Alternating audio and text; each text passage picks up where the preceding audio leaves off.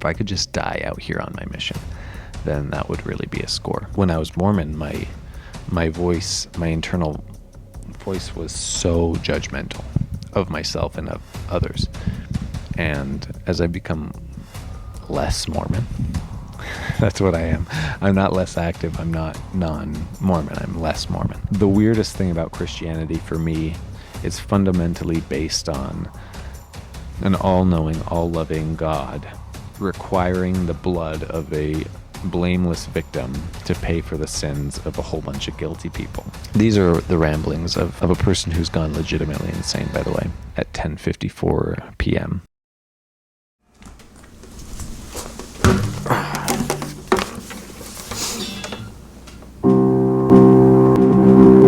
All right, so I'm going to cut in right here because as I'm editing this video, and I am actually editing it right now, I know it looks like I'm filming, but I'm not, I'm editing.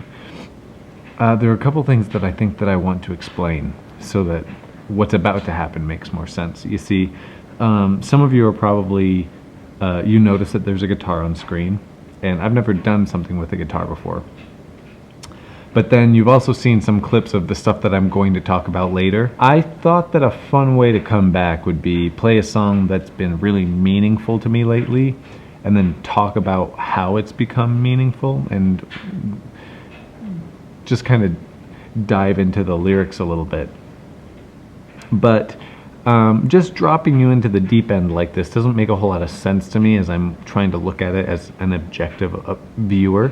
So this is what's about to happen. I'm about to pretty poorly play a song and try and sing for you all. Now, the cringe level is medium.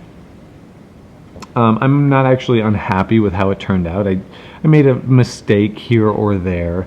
The ceiling for my talent is kind of an average 6 out of 10. But it does seem worse because most people who are a 6 out of 10 don't sing and then put it on YouTube. So again, 6 out of 10, right? You took 100 people in a room. I could probably sing with like in the 50 to 60 percentile. But for the types of people who record themselves singing and then put it onto YouTube, I'm the worst of the worst. And so I just, if it's too cringy for you all, which there's a chance it could be, I'm going to put markers and you can skip to the end of the song. But then you're probably saying to yourself right now, wait a second, but if I skip the song and then you talk about the song, isn't that going to kind of like make it so now I don't really know what you're talking about? And no, because you could just Google the song and then listen to it and then jump back into my video, or listen at the end. Just listen to the song after this video is playing. So I hope that makes more sense. I hope that makes this next portion feel more digestible for you all.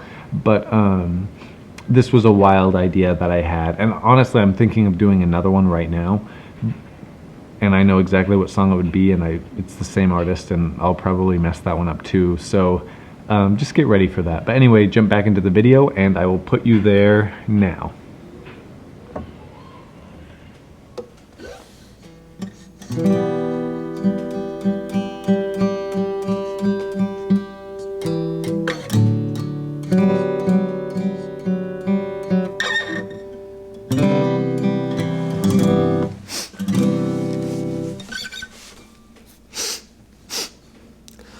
Living is easy, dying is easier, though it don't faze me. I wish it seemed scarier. My body's a temple.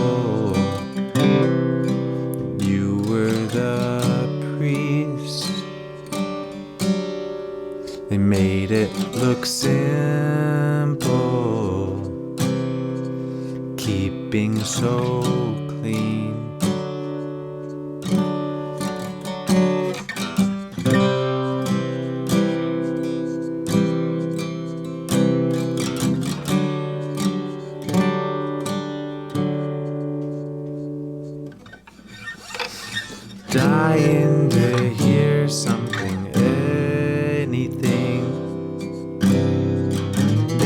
say you stare, watching everything.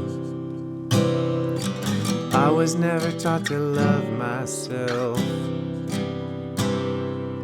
Never taught to love myself.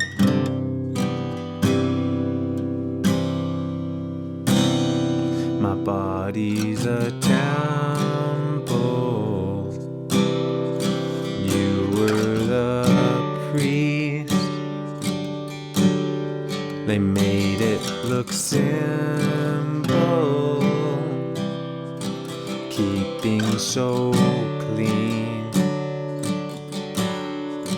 All that they taught me about what I feel. Those feelings are dirty.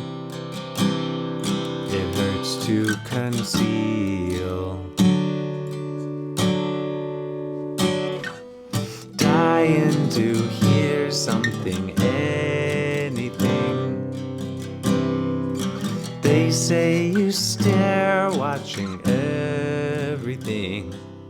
I was never taught to love myself. Never taught to love myself.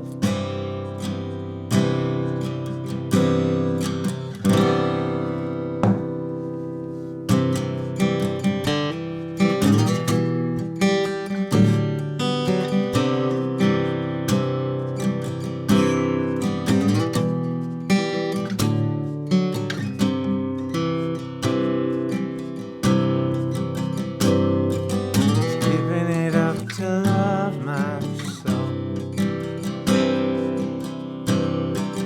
Giving it up to love myself.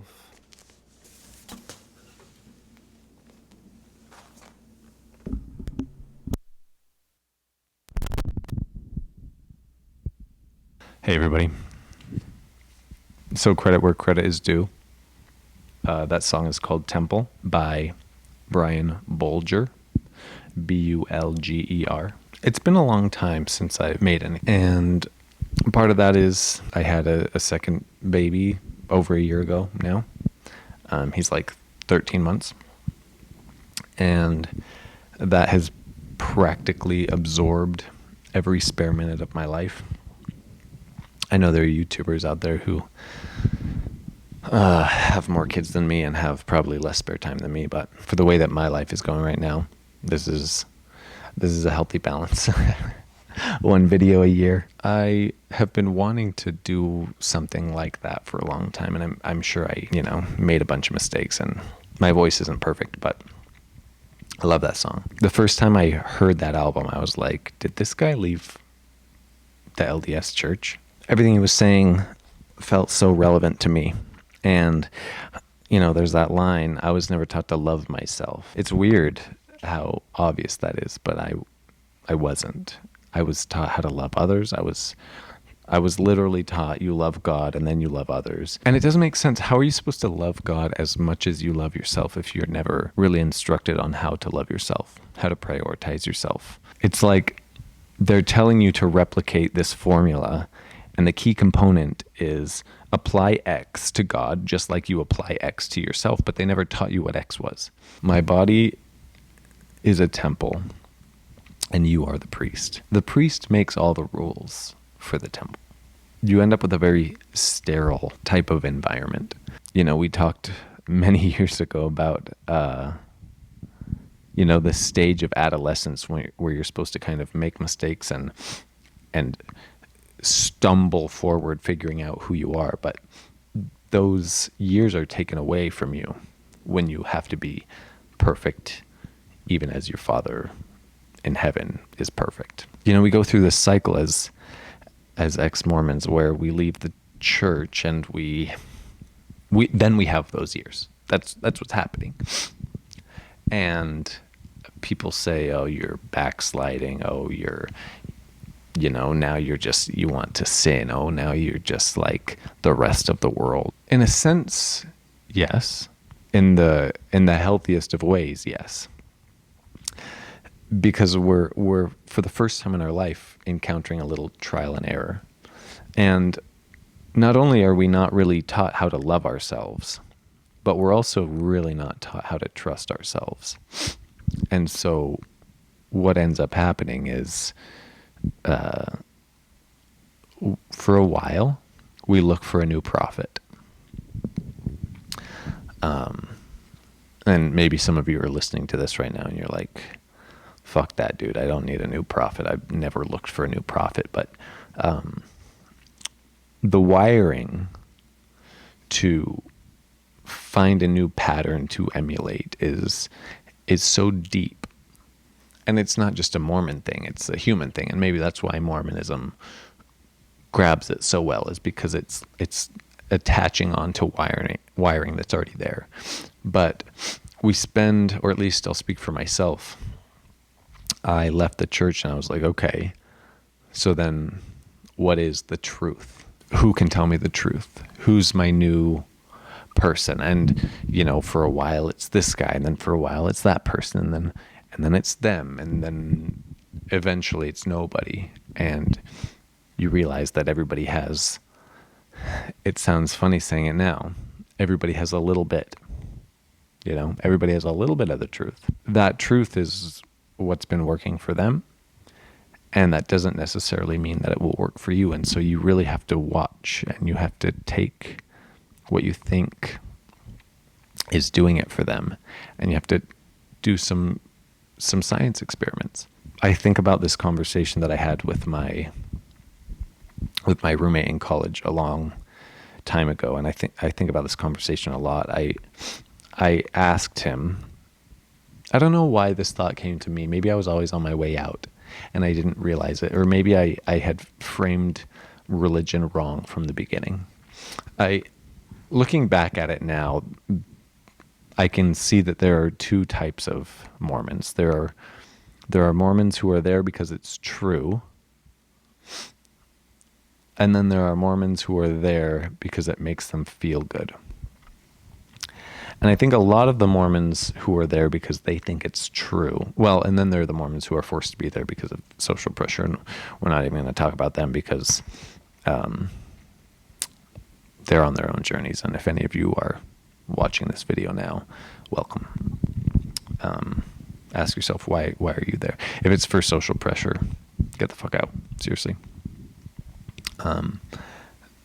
Now, if you're too young, if you're in a situation where you just can't, then, you know, be respectful of the people who are keeping you in it, and understand that while it's coming across in a pretty weird way to you, they don't know how else to tell you that they just want the best for you. And they're basically saying, hey, when I take this medicine, it makes me feel good, and so I want you to take this medicine. And they might not quite have the self-awareness to realize that sometimes different medicine, or even the same medicine, will affect different people in different ways. But anyway, getting back to this conversation that I had with my roommate in college. So I asked him, if you had an envelope in front of you and you could just open it and it would tell you if there was a God or not, and the answer would be correct. And he said, well, what would you do? And I said, oh, obviously I would open it. I'm here because it's true. I would like something to confirm that to me. And he says, I don't think I'm here because it's true. I think I'm here because it makes people feel comfortable. And I wouldn't want to open the letter and risk that. I think about that a lot because my mom gave me the same answer once. She said, why would I open the letter? I like the way that I think now. I like the feelings that I have now. Is it a lack of confidence, or is it you want to maintain some of that childhood wonder? We're in January right now. It's like January 15th. And I got to watch my 3-year-old kind of get Christmas for the first time. And I got to kind of see like the magic that a 3-year-old has when they experience Christmas. And my wife and I were watching Christmas Vacation. We were watching A Christmas Story, all these movies. Somehow they captured whatever that feeling was of being young. I think it was Dostoevsky said that, whether he said it or not, he sure illustrated it in Crime and Punishment, but you don't grow up until your parents die. And it doesn't always mean that they have to actually die. Sometimes it just means that you have to, something will knock them off the pedestal that you had them on, that made you think like, these are the people who know everything. These are the all-knowing parents of mine. And one day you just see them as a regular person. And when that happens, you can actually become an adult. Because there's no more magic. And I wonder if, not wanting to open up the envelope like that, and you're afraid of what's in there, you don't want to ruin the magic. If any of you are still watching the video right now, I don't know, do me a favor and comment and say, I'm still watching. And if any of you are not still watching the video right now, then go like the comments that are posted in the past. And you're not going to make it to the point where they were posted, but you'll see the comments. And so everything comes full circle, Let's just talk through these lyrics. Again, shout out Brian Bulger, if you ever watch this, and if I'm saying your name wrong, I'm sorry. That's how Alexa says it, so, talk to her. Living is easy, dying is easier. Yeah, I felt that way. This is dark, but when there were fleeting thoughts when I was a missionary of like, it wouldn't be fun, but if I could just die while I'm out here, then I could just be guaranteed a spot of heaven, because it seemed so overwhelming to me. Something we always used to tell people that we were teaching was, the devil's number is 666, but God's number is 222. So if you, every day you do two things, pray and read your scriptures, and then every week you do two things, which is have family home evening and go to church. And then every month you do two things, which is go to the temple and fast and pay your tithing. Then you'll be good. It's that simple. And I would tell people it's that simple. And then the back of my head, I would be like, oh, it sounds like a lot. And it is a lot. I'm fully aware that it's a lot. It would suck, but eternity, it would make up for it. I'd be guaranteed a spot in heaven. If I could just die out here on my mission, then that would really be a score. Living is easy, dying is easier. Though it don't faze me, I wish it seemed scarier. My body's a temple and you were the priest. They made it look simple, keeping so clean. 222, so simple. Dying to hear something, anything. They say you stare watching everything. I don't know what Brian meant by this, but for me it's please tell me, are you there? They say that you stare and that you watch everything. Like, I've been told that you will help me find my keys. I've been told that, that's the classic example, but I'm told that you're always watching and you're always listening and you care so much and you love me more than I can comprehend. And I'm right here ready to hear you say something. And it never happened. And it's funny because the voice that you would learn, I think Eckhart Tolle calls it your conditioned voice or something like that. And the thing about your conditioned voice, the actual voice in the back of your head that, kind of, mumbles to you or tells you things, it's kind of a personified version of the reality that you've come to expect. And so the thing about that is you can change it by surrounding yourself with a different type of environment or learning how to filter things differently. Because when I was Mormon, my voice, my internal voice was so judgmental of myself and of others. And as I become less Mormon. That's what I am. I'm not less active. I'm not non-Mormon. I'm less Mormon. My voice has become less judgmental. A lot of that for me corresponds to dropping the belief in free will. I think free will is a silly thing to debate. These are the ramblings of a person who's gone legitimately insane, by the way. In the psychology world, it's nature versus nurture. That's always the argument. The idea is that some combination of those two factors make a person the way that person is. There are genetics that come, pre-downloaded. There's an environment that those genetics are planted into. I mean, the easiest example is like you throw 100 seeds into a garden.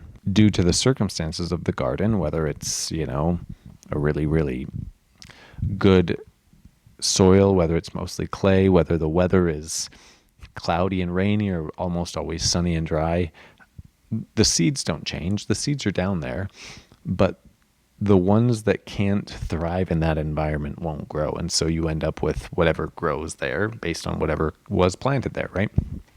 So you have the nature and you have the nurture. And these are the two leading causes of why we are the way we are. And the thing that I always think is so silly about that is neither one of them are within our own control. And yet we're supposed to believe that somehow free will is what gets us where we are. Now, I'm not going to even touch the idea that maybe the belief that we have free will is useful. I'm not even going to touch that because I see the merits there. Maybe all we have to do is have the illusion that we have it. But to think that our nature, which is our chromosomal makeup, which obviously we don't control, right? It comes from our parents. And then our nurture, which is the environment that we were planted into, which also we didn't control because our parents control it. But somehow we have free will. I feel like, yeah, sure, we have 5% free will. I could maybe use willpower to control the severity or like the intensity of a characteristic, but I can't choose the characteristic. When I stopped kind of thinking that I had free will, my internal voice became so much less judgmental because I started to see myself as a person who was operating how a person in my circumstances would operate given the tools that I had at my disposal. There's this saying that I used to hear all the time. I went to group therapy for a while. It was basically when people know better, they do better, which again flies in the face of free will because you don't get to choose the things that you know until they come in to your world. And this brings up an interesting theological point. I'm checking my camera again. We're still recording. I should do something to fix that. My camera doesn't have a red light on it, so I don't know. I should look into that. It brings up an interesting theological parallel for me. If you don't control your nurture, because your nurture is the culture and the neighborhood and the country and the language and the family system and all of that, the nurture is all of that. And then the nature is the genes, What Christianity somehow got right by getting it entirely wrong is if there's something wrong with you, it's not actually your fault because men are fallen. Your parents are the ones who supplied you with your nature and your nurture, so blame them. But you can't blame them because they were supplied with a nature and a nurture that was clearly fallen, given the fact that yours is fallen. And so they're not actually to blame either. It's whoever came before them. But that's not quite right either because they were also, you do the math and you have to end up at the first person. You have to end up at Adam being the reason that everything is bad. If anything is bad, and if we are logical about it, then it has to be because that was wrong. It can't be that an all-knowing God just put humans here to automatically be bad. It has to be that that was also part of the plan so that we could learn our lesson. The weirdest thing about Christianity for me, it's fundamentally based on an all-knowing, all-loving God requiring the blood of a blameless victim to pay for the sins of a whole bunch of guilty people who aren't really even guilty because it's their fault. They're actually guilty because of the situation that they were put in by God. It becomes very silly. Very silly. Anyway, this has gone on long enough. If any of you are still watching now, go like the comments of the other people. No, because you would have already commented. Go start a new comment and then like your own comment. No, like the video. Duh. If you want to have a more consistent conversation like this, say stuff in the comments. I'm confident that how long I've been gone and where all my momentum is, I'm sure that this will not be a greatly performing video, but why not? Why not start somewhere? So anyway, thank you all for your time. I hope that you have a lovely rest of your day and rest of your week, and we'll talk soon. Bye.